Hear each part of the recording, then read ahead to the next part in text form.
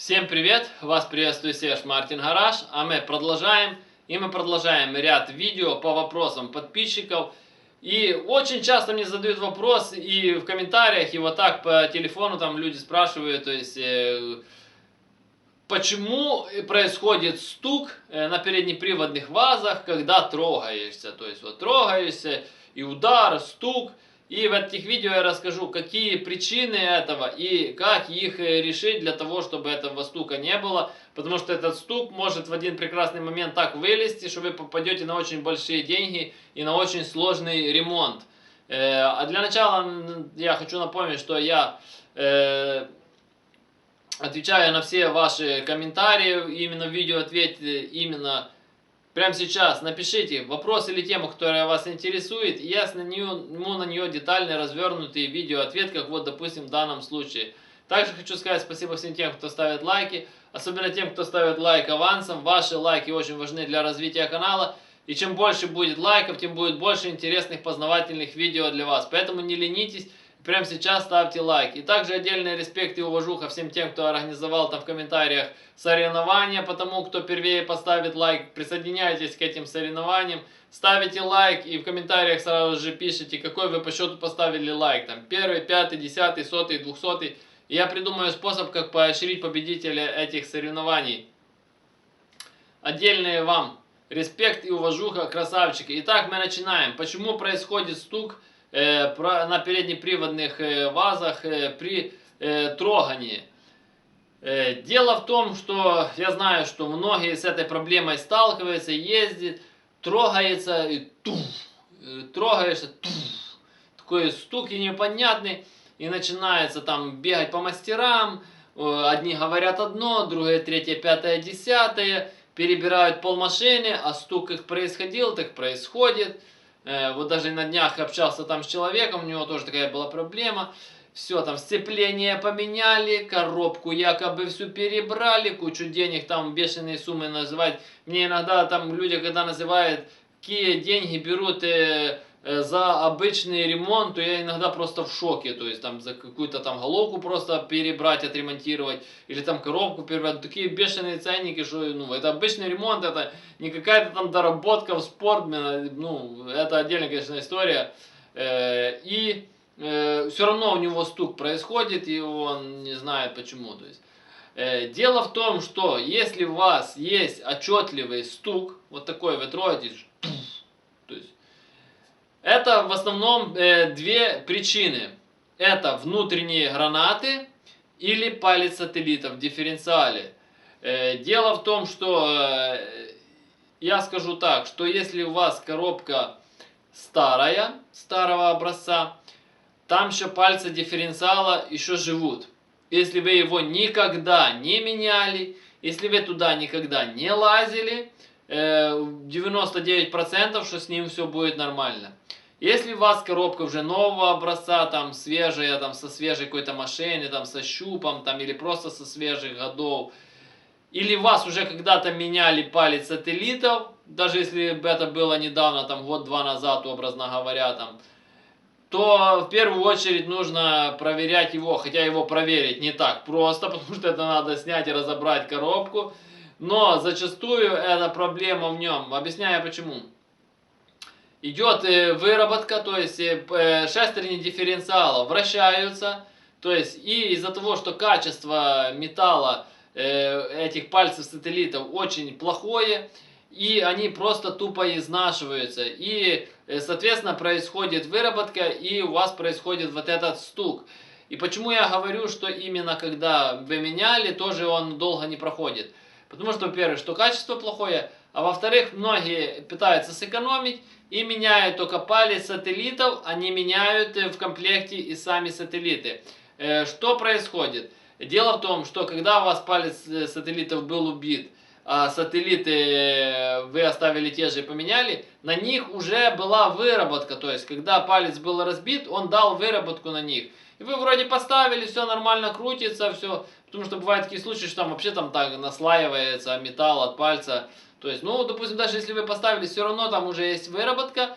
и та выработка на шестернях дифференциала, она просто съест этот палец в ближайшее время, то есть, и вы опять появится этот стук, и вы опять будете разбирать, попадете на съем коробки, потому что, почему с одной стороны берут и там типа дорого за работу, потому что это надо снять коробку, кучу всего там открутить полморды, то есть коробку снять, коробку все разобрать, то есть это как бы понятно, ну, трудоемкий процесс, то есть и не так легко добраться до того пальца, то есть.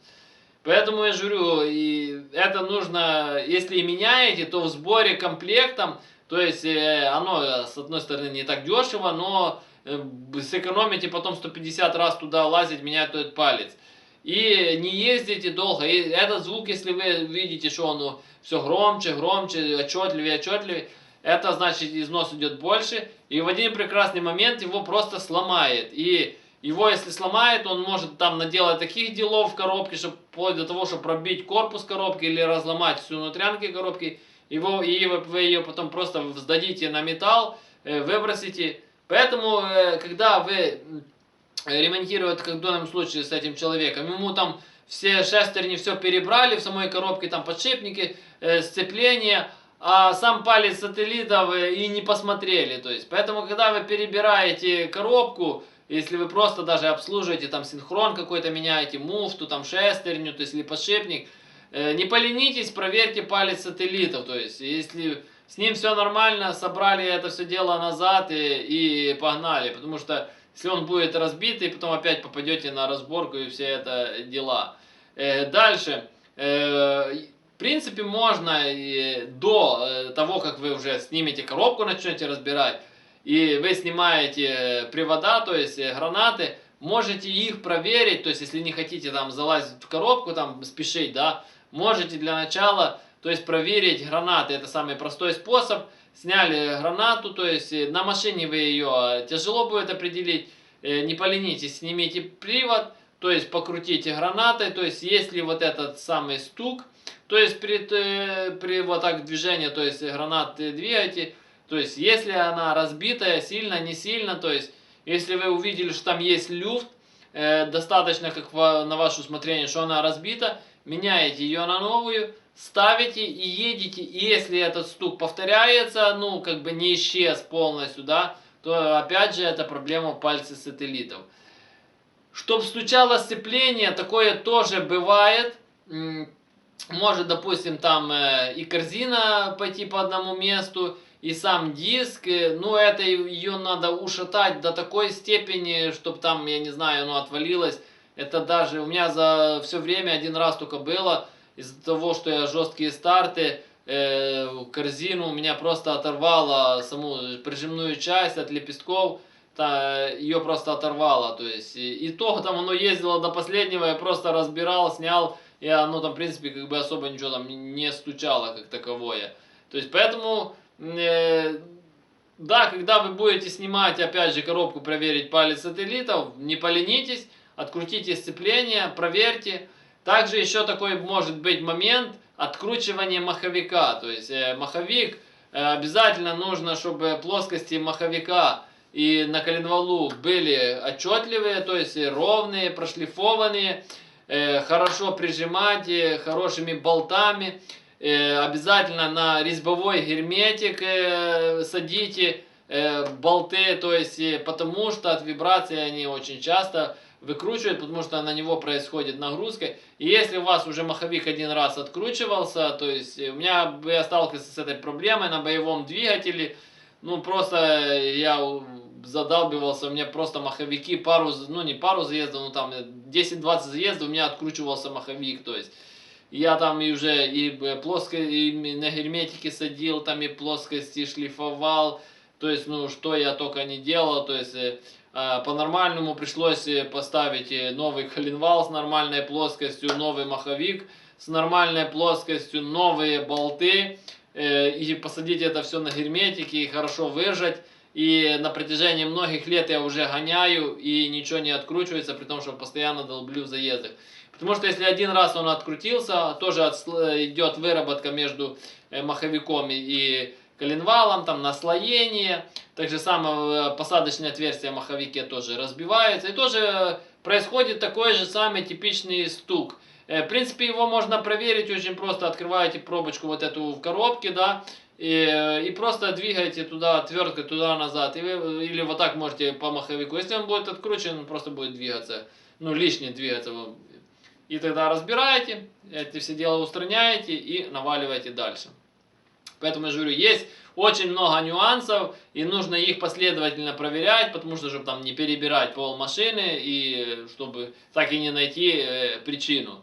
А я напоминаю, что я занимаюсь доработками головок блока и карбюраторов. Каждый из вас может прислать свою головку блока или карбюратор на доработку. Работаю по наложке новой почты, вы присылаете, я дорабатываю, отправляю вам назад по наложке новой почты. То есть оплата за работу, когда забираете назад готовые детали. Вам, грубо говоря, останется их прикрутить и полететь. На главной странице моего канала есть отдельные плейлисты о доработке головок, отдельно о доработке карбюраторов, отдельно о том, как валят мои машины с этими доработками. Кому интересно, переходите, смотрите. А кто хочет заказать доработку, под каждым видео в описании есть мой номер телефона. Я всегда на связи, напрямую. Звоните, заказывайте. Кто хочет узнать цены на доработку, опять же, на главной странице в этих плейлистах первое видео. Про головку есть отдельное видео, сколько стоит доработка, про карбюраторы, там все рассказано и показано. Номер телефона непосредственно для заказа доработок. Все вопросы, комментарии, консультации пишем внизу под видео, все их читаю, по возможности стараюсь на все их отвечать. Кому понравилось данное видео, ставим лайк, подписываемся на канал, кто еще не подписался. Жмите на колокольчик, чтобы получать уведомления о новых видео. Делитесь данным видео со своими друзьями, репостите данное видео. Всем спасибо за внимание, всем до свидания.